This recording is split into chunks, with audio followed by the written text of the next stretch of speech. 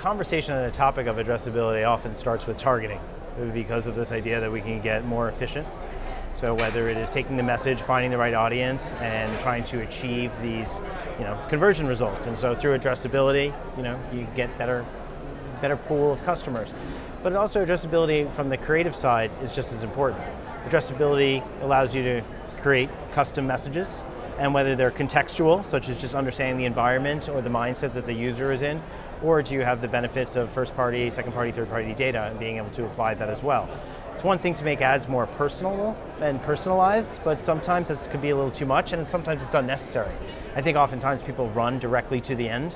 They go right to the end zone with a personalized message, and people respond a little bit there. Sometimes people are a little bit uncomfortable with getting advertising that is so personalized, but in other times just people find that things become more relevant. And we have a belief and a hypothesis that if you make ads more relevant, they become more of a utility and they become valued, and at the same time they're not as ignored.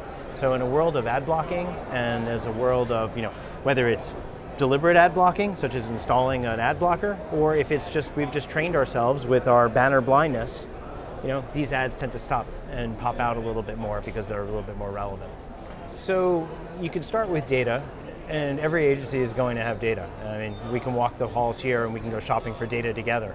Would you like to shop for data together later, Andy, you and me? There's a tremendous amount of data that you can get. The question then becomes is how are you using it? And so, we believe, at we are the moments agency. So we believe that we can look at all that data. We can understand what are the moments that are very, obvious to us, and then what are the moments that aren't obvious. We have wonderful case studies of that, which is about finding something that is just like, wait a second, we didn't know this could happen. But once we identify those moments and we understand those customers, and then from there, we figure out what those triggers are that allow us to determine, okay, this moment is happening, it's happened or will happen, that allows us to basically put our plans to action. And those plans can be everything from the tactical media buying, so like what we said before, which is about using addressability from a targeting perspective, but also is it about being able to apply the creative messaging. And we've actually taken some extraordinary leaps in the past 2 years on both sides of that equation. And it's something that we're very, very proud of, and a lot of our clients are engaging us to do. We, as an agency, are starting to understand that our role is changing. Not too long ago, and I always like to refer to things as like the Mad Men era of advertising, because back then those people were business consultants who specialized in advertising. But let's not forget that at the end of the day they were consultants, and advertising was their output.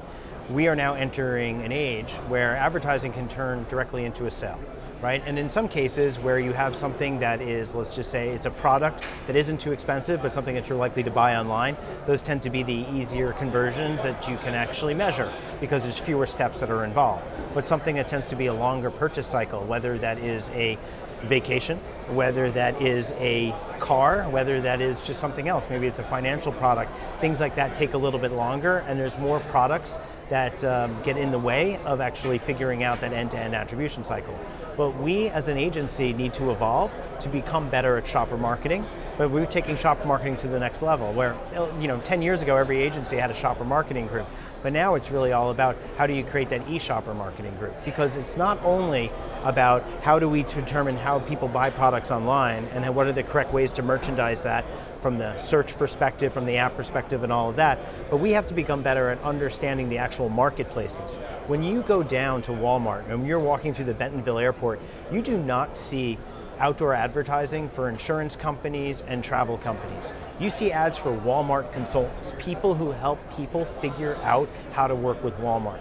We need to do a better job of understanding where commerce is happening online and building the expertise to guide our clients to understanding how do you work with those marketplaces. So there's Amazon, there's Walmart, there's even eBay, and there's all of these new platforms and all of these social platforms as well. So it's our job to actually evolve our service. So innovation is great, and it's like one of these things that I get to do, and it's one thing, and I always say that there's the differences between what you could be doing and what you should be doing. I never have to worry about what we could be doing. We have thousands of employees who they have their ear to the ground, they know what's next and they need to be involved in that spaces, but our job is to move our clients into what they should be doing and how do we get them over the edge. And these are the types of skills that we need to bring inside our own agency and evolve ourselves to become much better at, so we can help that, because that's the kind of thing that we should be doing to help our clients.